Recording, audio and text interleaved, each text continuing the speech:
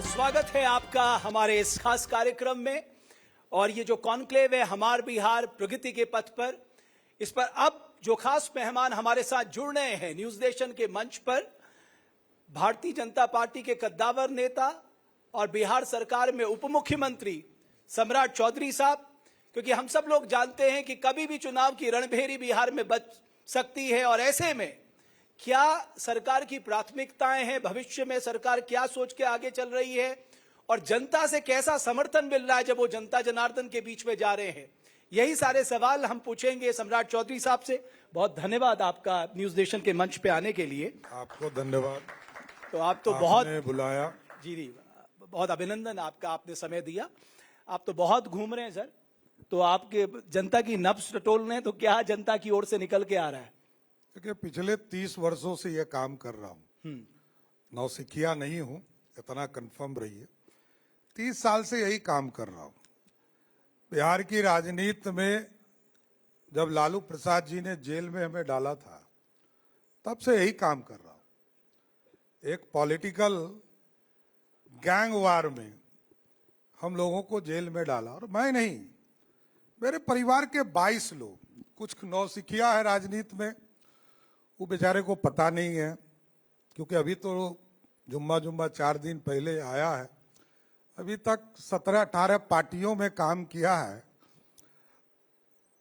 अभी शुरुआत किया है। प्रशांत किशोर अभी भाई तो नौसिखिया ही ना है। नहीं, तो आपने कहा ना इतनी पार्टियों में काम किया है। मैंने वही कहा, मैंने 17 पार्टियों का अनुभव है, और एक पार्टी नीतीश जी के साथ काम किया, जो पार्टी के सदस्य के थे। देखिए, बिहार नौसिखियों से नहीं चल सकता है।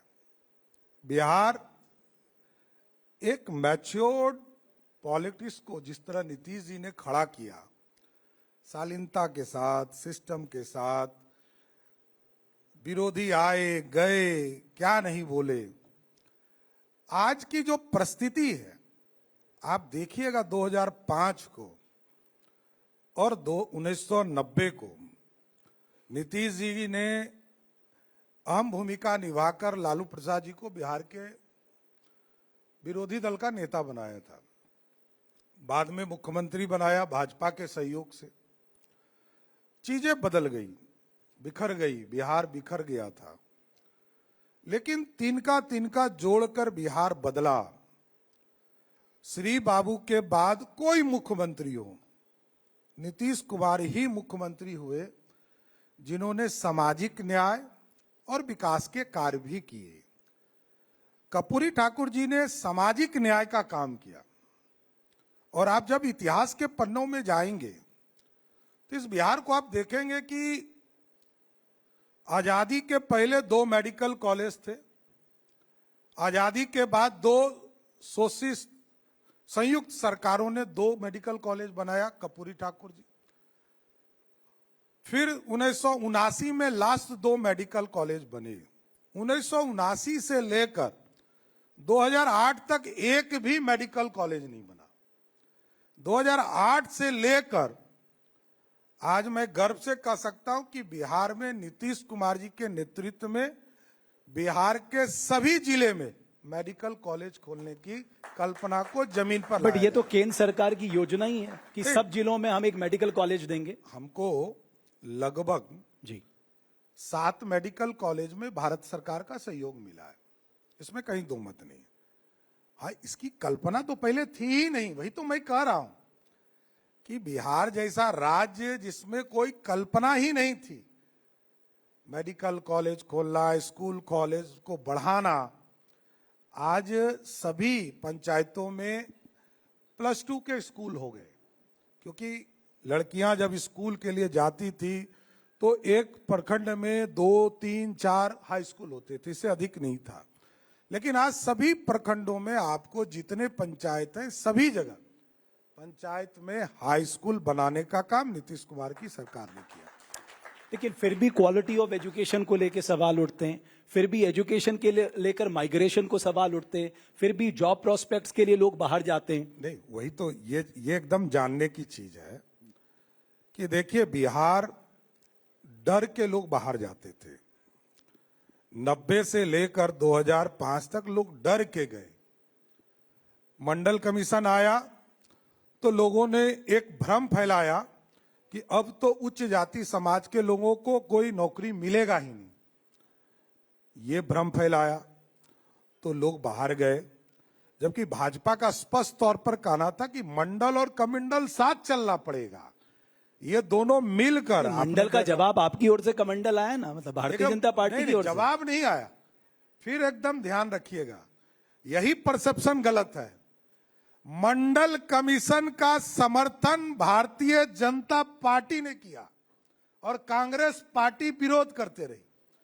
82 सांसद भारतीय जनता पार्टी की थी। वीपी सिंह सरकार वीपी सिंह जी के पास तो 150 ही एमपी हुआ करता था। तो आपके समर्थन से ही तो उनकी सरकार बनी थी। वही मैं कह रहा हूं कि ये जो परसेप्शन है कि भारतीय जनता पार्टी मंडल को भी समर्थन करती है और कमंडल को भी समर्थन करती बट वो जाते जाते करके गए इसको इम्प्लीमेंट। नहीं, रिपोर्ट तो बहुत पहले से पड़ी थी अपने पास। नहीं, वही तो मैं बता रहा। बिना वोट के बिल पारित होता है क्या? बिल पारित तब होता है जब सांसद वोट करते हैं। कांग्रेस पार्टी के नेता राजीव गांधी जी पानी पी पी कर विरोध कर रहे थे, पानी पी पी कर। लगभग 1.25 घंटे तक भाषण उन्होंने दिया था और उनके बेटा कहते हैं कि इस देश में ओबीसी का कोई भी सेक्रेटरी नहीं दिखता है। अरे तो ये सब पाप तो आप ही के माताजी, पिताजी, आपकी दादी जी सभी ने किया, यही तो पाप किया था। ये यदि पाप नहीं किया होता तो आज मंडलवादी लोग सभी लोग सेक्रेटरी। तो फिर आप दबाव में क्यों आए? आपने कास्ट सेंसस के लिए क्यों हामी भरी? आप कहते थे साहब हम इस चीज को नहीं मानते। फिर आप याद कीजिए, भारतीय जनता पार्टी बिहार के कास्ट सेंसस में केंद्र। फिर मैं आ रहा हूं जी, विरोध कब किया बता दीजिए, कब विरोध किया? किस नेता ने विरोध किया? प्रधानमंत्री, गृह मंत्री, राष्ट्रीय अध्यक्ष? किसी ने कहा कि इसको समय के हिसाब से लाऊंगा, जरूरत होगी तो लाऊंगा। बट राहुल गांधी कहते मैंने ऐसी परिस्थितियां निर्मित कर दी, इन्हें मजबूर होकर इसे लागू करना पड़ा। राहुल गांधी को नेता मानते हैं आप क्या? मतलब बिहार की जनता तो नहीं मानती है, मेरा मानना है। आप अंडर एस्टिमेट कर रहे हैं उन्हें। नहीं, अंडर एस्टिमेट नहीं, वो राजा हैं, हम रंक हैं। अरे वो नेता प्रतिपक्ष है। मैं देश के नेता प्रतिपक्ष है। मैं वही हैसियत जानता हूं कि मैं इस गरीब का बेटा हूं, एक मिलिट्री मैन का बेटा हूं, गरीब के लिए काम करता। वो राजा आदमी है। राहुल गांधी लोकतंत्र से थोड़े आए हैं, राजतंत्र से आए, ध्यान रखिएगा। उनके पार्टी में तो बहुत बड़े बड़े नेता हैं, कहां गति मिल रही है? विरोधी दल का नेता, आप सुनिए, विरोधी दल का नेता अपने कहा बहुत अच्छा टॉपिक छेड़ दिया। 2 बार विरोधी दल का नेता बनने लायक उनके पास समर्थन नहीं था, तो कहां बने? वो 2 बार तो नहीं बने। इस बार 99 सांसद आ गया, विरोधी दल का नेता का कैटेगरी मिलेगा मंत्री, कैबिनेट मिनिस्टर का, तो बन गए। यही है राजतंत्र। कल तक तो नहीं बने थे।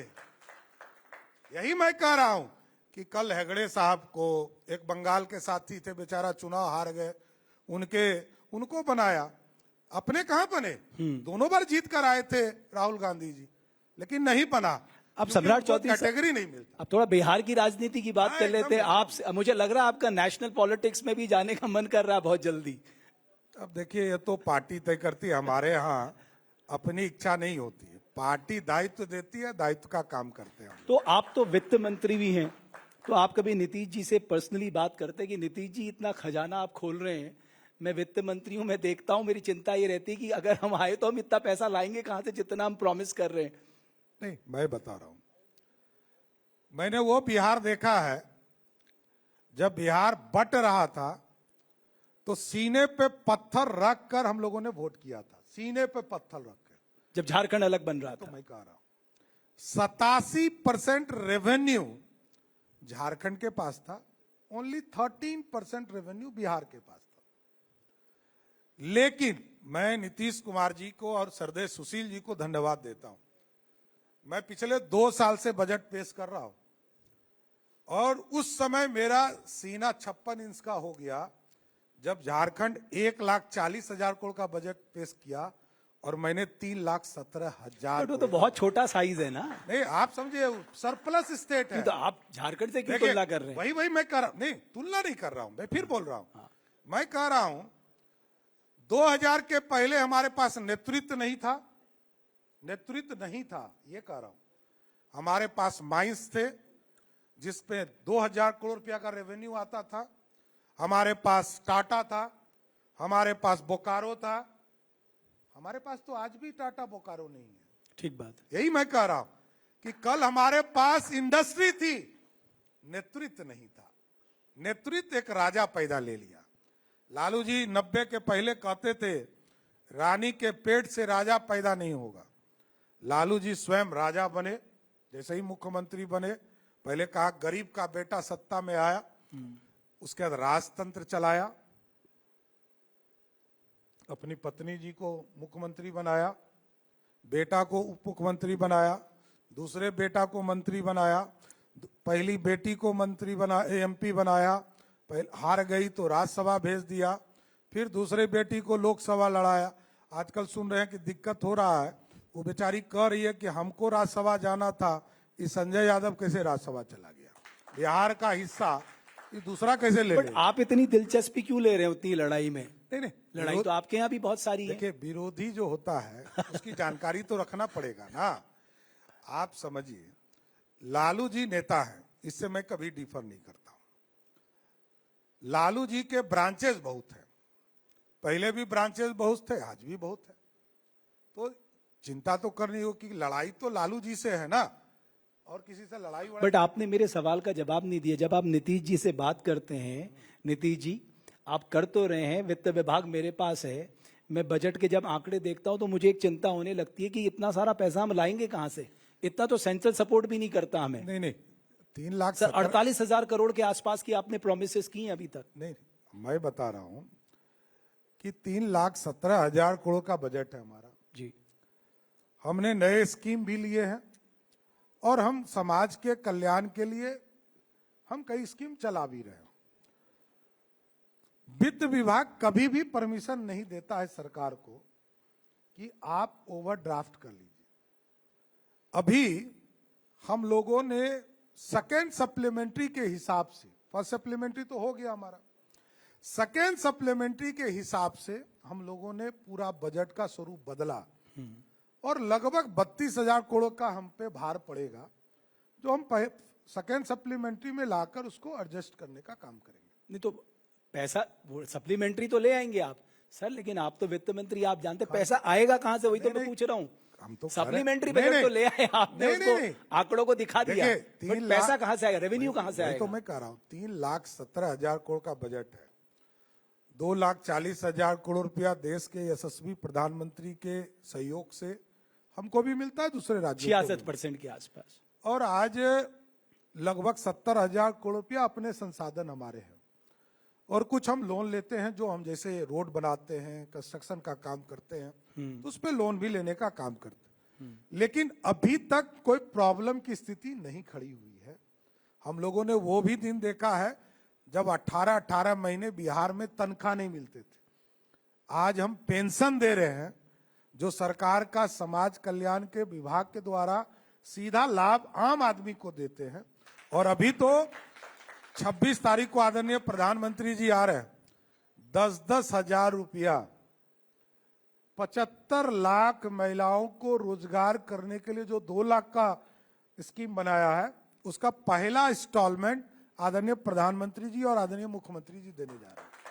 तो आप मान रहे हैं ये जो कैश ट्रांसफर स्कीम है, ये आपकी विनेबिलिटी का सबसे बड़ा फैक्टर होने जा रहा है? नहीं, हमारा काम है, ये करते रहते हैं, ये कोई नया काम बिहार में नहीं है। बिहार में लगातार नीतीश कुमार जी ये काम करते रहे। तो आपका मुकाबला, मतलब मैं ये जानना चाह रहा हूं कि दूसरी तरफ जो आरजेडी है, उनका महागठबंधन है, वो बहुत कॉन्फिडेंस में है। होना ही चाहिए। विरोधी उनका कॉन्फिडेंस इतना ज्यादा है, वो कह रहे हैं। पिछला 3 चुनाव देख लीजिए, 2024 का लोकसभा चुनाव था तो राजद इससे ज्यादा कॉन्फिडेंट थी, जीती 4 सीट। इसके पहले 2020 के चुनाव में ओवर कॉन्फिडेंट था, जनता को सिर्फ ये पता चल गया कि राजद जीत रही है, जनता ने फिर उनको घर बैठा दिया। उसके पहले 2019 का चुनाव याद कीजिए, ओवर कॉन्फिडेंट थे, सीट आई 0। उसके पीछे चलिए 2014 का चुनाव, 2014 के चुनाव में उनके 4 सीट जीत के आए। उसके पीछे चलिए 2010 में लालू जी के पूरे परिवार से खाता नहीं खुला, विरोधी दल का नेता भी अब्दुल बारी सिद्दीकी जी को बनाना पड़ा।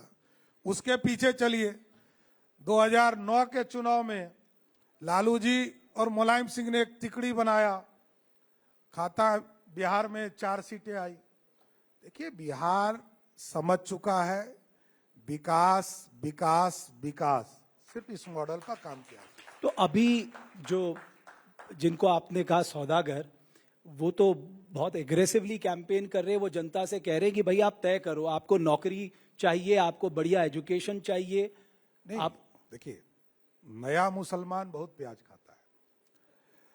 अभी मेरा यह मानना है कि इस चुनाव के बाद भी दिखना पड़ेगा। हम लोगों के पास कोई धंधा नहीं है, पहला बात समझ लीजिए। 1995 में से मेरे पास कोई दूसरा काम नहीं, मैं शुद्ध पॉलिटिकल वर्कर हूं। अभी जो पैसा वाले लोग आते हैं तो उनको तो लगता है कि मैं पूरा बिहार बदल दूंगा। अरे पैसा कहां से लाओगे? ये बिहार है,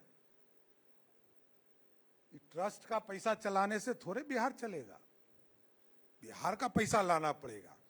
और सब कानून है, कानून सब देख रहा है, कौन पैसा किस खाते से निकाल रहा है, वो सब पैसा पता है। देखिए किसी को ये गलतफहमी निकाल देना चाहिए, लालू जी ने बैंक खाते से पैसा निकाला सरकार का, अभी तक जेल में है ना, जेल में ही है, बीमार में है, बाहर है इसलिए जेल में ही रहता है लोग।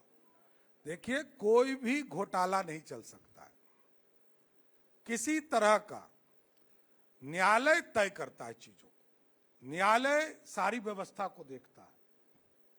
आज यदि तिनका तिनका जोड़कर बिहार को बड़ा किया गया तो इसमें एनडीए का एक महत्वपूर्ण रोल है। नहीं, उसे कोई डिनाई नहीं कर रहा है, लेकिन वो तो पर्सनल एलिगेशन भी लगाते हैं, आप पे भी लगाते हैं, बाकी मंत्रियों पे भी लगाते हैं। अब प्रॉब्लम ये नहीं है चौधरी साहब, मैं तो वही कह रहा हूं, प्रॉब्लम ये नहीं है, प्रॉब्लम ये है कि आपकी पार्टी से भी इस तरह की आवाजें उठने लगी। नहीं, आरके सिंह साहब कह रहे हैं साहब आप क्लैरिफिकेशन दीजिए। देखिए स्वाभाविक है, वो बड़े हैं, अपनी बात रखा है उन्होंने।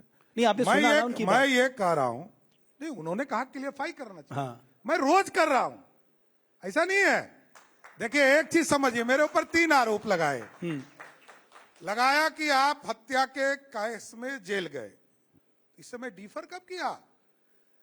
मेरे को लालू प्रसाद जी ने जेल में फंसाया, मेरे 22 लोगों को जेल में डाला, और उस केस में human rights commission government of India ने बिहार सरकार को प्लेंटी किया, मुख्यमंत्री ने सार्वजनिक माफी मांगा, माई बाय बाइज्जत बरी हुआ। अब एक दूसरा, मेरा नाम सम्राट चौधरी उर्फ राकेश, इसको कोई नहीं डिनाई कर, कौन डिनाई कर रहा है? आज भी आप मेरे किसी भी बैंक खाते में, मैं देखिए नाम बदलने का प्रोसेस है, आपको विज्ञापन देना होगा, क्योंकि बेचारे नए हैं। मैंने क्या कहा, नया है, जानकारी नहीं है। मैंने कहा कि मेरा नाम सम्राट चौधरी उर्फ राकेश कुमार, मैं तो चुनाव लड़ा हूं इस नाम पर, मैं कैसे बदल सकता हूं? सवाल ही नहीं उठता है। देखिए मैं एकदम पूरी तरह क्लियरफाई करता हूं। तीसरा, मेरा डिग्री की बारी चल रहा है, एजुकेशनल क्वालिफिकेशन, वही मैं आ रहा हूं। जो मैं लिखता हूं वही बोलता हूं, वही मेरा डिग्री है। मैं कहता हूं कि डिलीट मैंने किया नहीं है, मैं कहां कह रहा हूं, पूरा मेरे साइट पर चले जाइए, एक एक भारतीय जनता पार्टी का वर्कर से पूरा बिहार जानता है।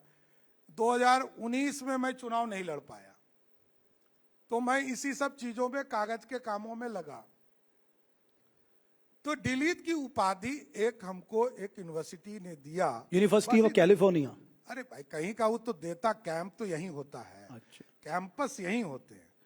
देखिए ये मैं कोई डॉक्टर नहीं लिखता हूं कि मैं कोई अपराध कर रहा हूं, मैं डॉक्टर नहीं लिखता, डॉक्टर सम्राट चौधरी नहीं हूं, मैं सिर्फ सम्राट चौधरी हूं, ये मुझे पता है।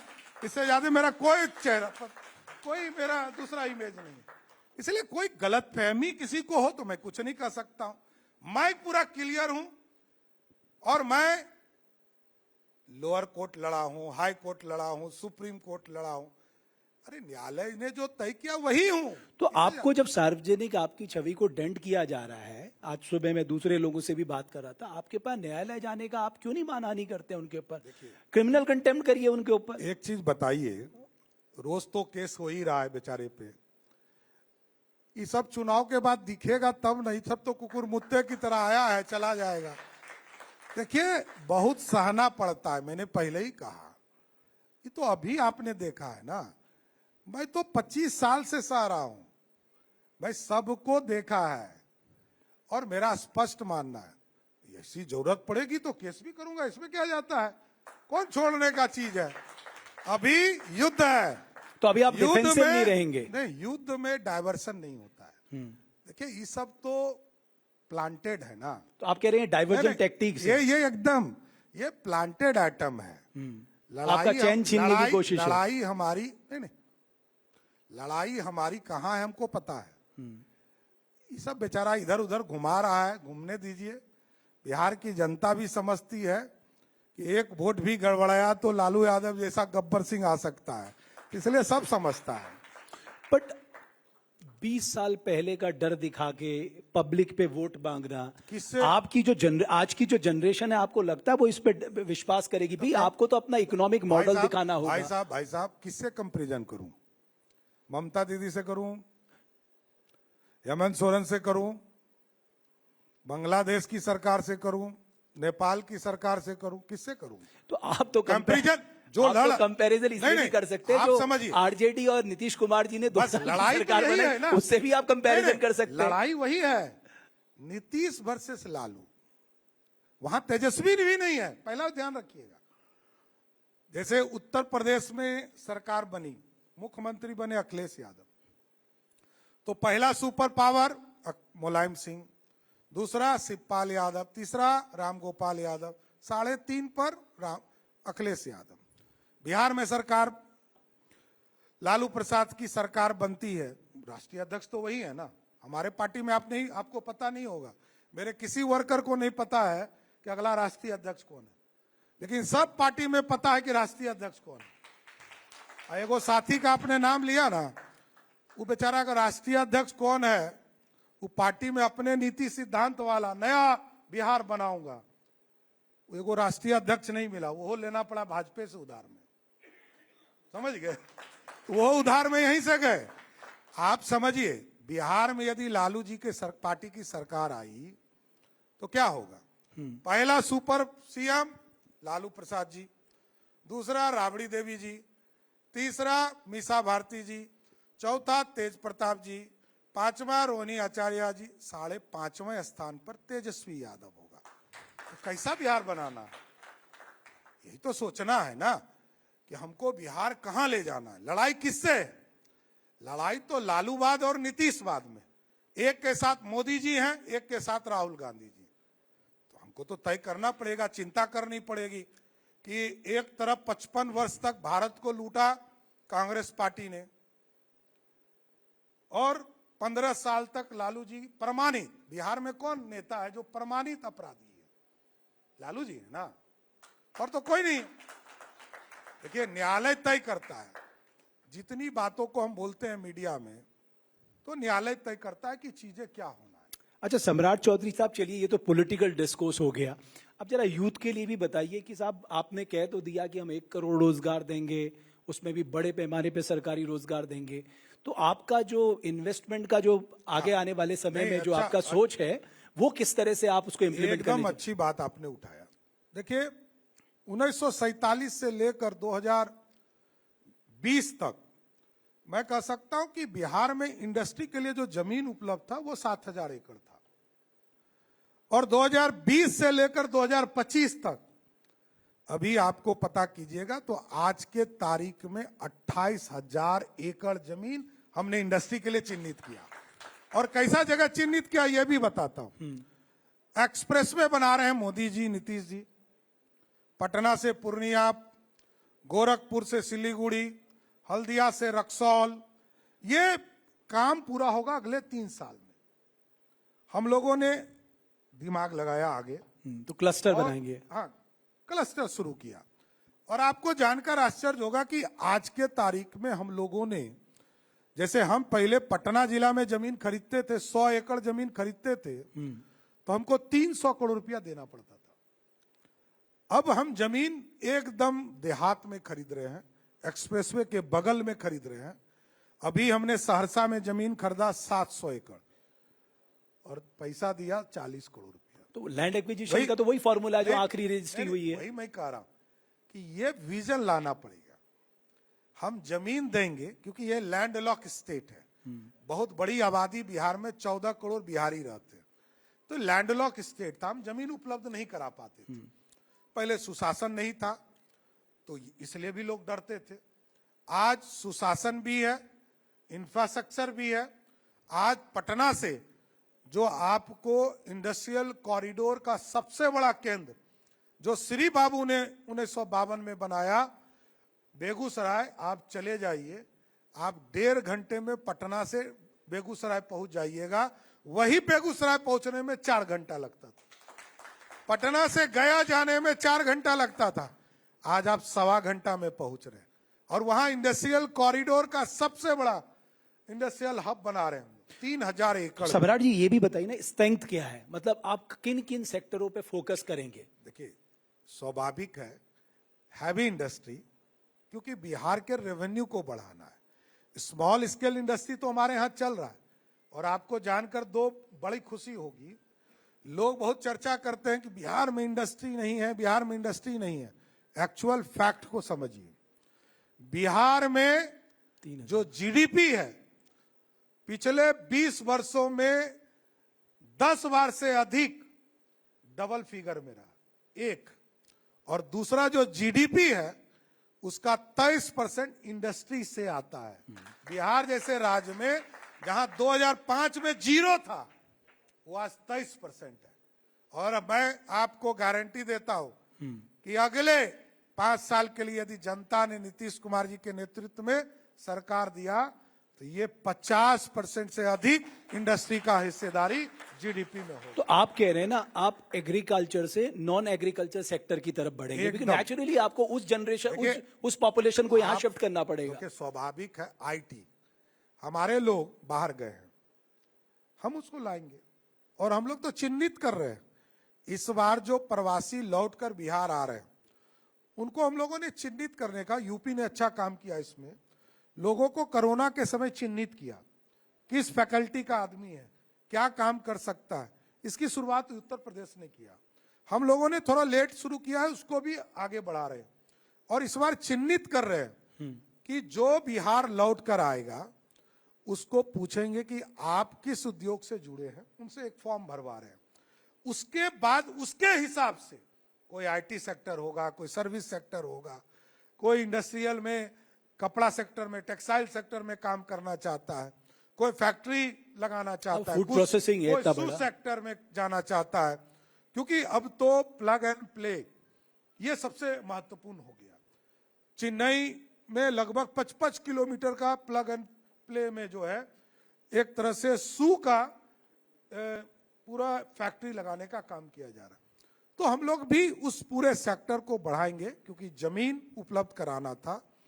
और अभी मैं आपको बता रहा हूं कि 1,80,000 करोड़ का इन्वेस्टमेंट हमारे यहाँ आया, एमओयू साइन हुआ। एमओ यानी ग्राउंडेड कितना वही हुआ? मैं कह रहा हूं 1,80,000 करोड़ में आज लगभग 1 लाख करोड़ रुपया ग्राउंडेड हो चुका, 1 लाख करोड़ रुपया ग्राउंडेड हो चुका। क्योंकि राहुल गांधी जी आए थे तो उन्होंने पूछा, या कुछ दूसरा नेता भी यही बोलते हैं आजकल, कि भाई फैक्ट्री गुजरात में और वोट लेगा बिहार में। तो उनको मैं बताना चाहता हूं कि फैक्ट्री भी लग रहा है बिहार में। 36,000 करोड़ का नवीनगर में thermal power plant PPP mode पर लगा रहा हूं। अभी पीरपैती में लगभग 28,000 करोड़ की परियोजना पीपीपी मोड में लग रहा है। और हेम रोड नहीं बनते थे बिहार में, कई बार हम लोगों ने प्रयास किया। इस बार 17,000 करोड़ से 136 किलोमीटर सड़क का हैम मॉडल से जो पीपीपी मोड पर बिहार में काम करेंगे और वो टॉल लेकर फिर वो अपना पैसा वापस लेने का काम करेंगे। एक और कंसर्न है, वो है लॉ एंड ऑर्डर का। मैं आपका बयान सुन रहा था, आपने ऑर्गेनाइज क्राइम, इंडिविजुअल क्राइम को डिफरेंशिएट करने की बात कही। बट सम्राट साहब, अगर कोई इन्वेस्टर आपके पास आएगा, आप उसको ये समझाएंगे कि साहब नहीं नहीं, हमारे इंडिविजुअल क्राइम होते हैं, ऑर्गेनाइज क्राइम नहीं होते। जब नेशनल क्राइम रिकॉर्ड ब्यूरो का आंकड़ा होता है ना सम्राट साहब, तो वो ये नहीं बताता ये ऑर्गेनाइज क्राइम है, वो कहता है टोटल क्राइम कितना हुआ। तो आपको लगता है ये एक बड़ा कंसर्न है? कोई भी इन्वेस्टर आएगा वो सबसे पहले चाहेगा साहब लॉ एंड ऑर्डर की स्थिति क्या है।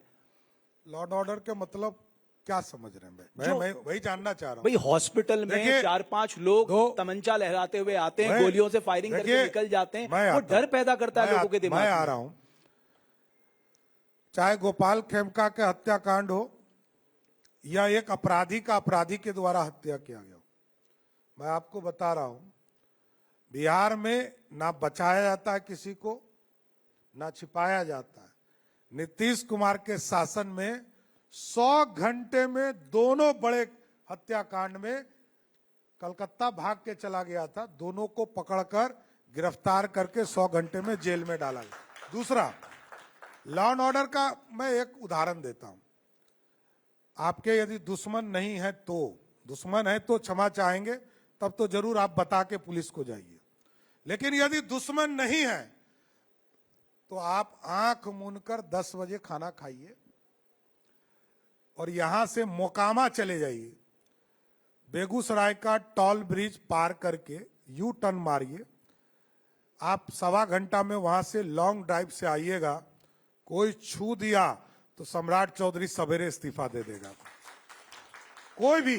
तो आप इन्वेस्टर को ये कॉन्फिडेंस दिलाएंगे? एकदम। देखिए, बिहार बदल चुका, बिहार के लोग बदल चुके, बिहार में इंफ्रास्ट्रक्चर सुधर चुका।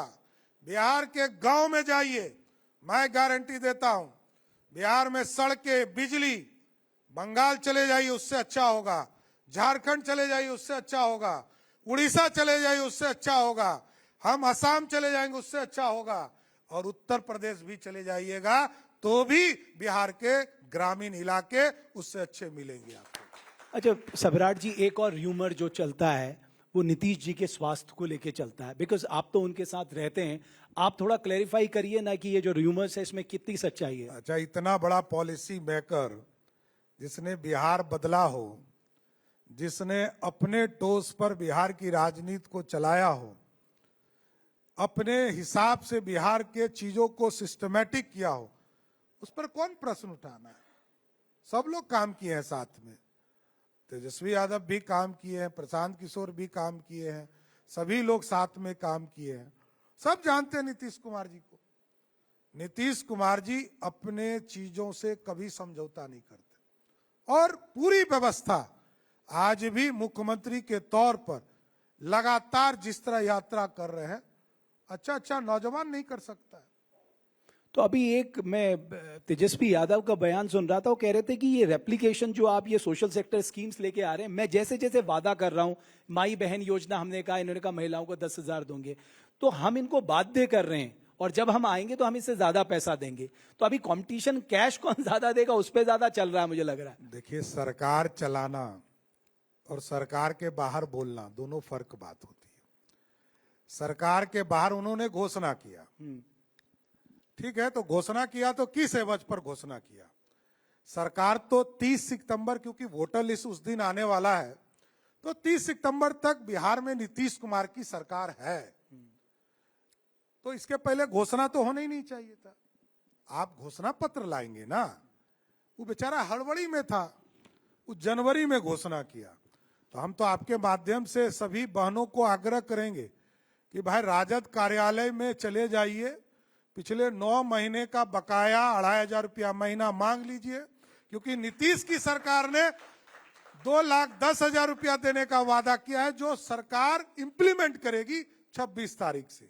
लेकिन जिसने भी घोषणा किया है उस सबके भाई घर पे जाइए, उनके पार्टी कार्यालय में जाइए, यही लोकतंत्र है। जो घोषणा करेगा उसको देना पड़ेगा।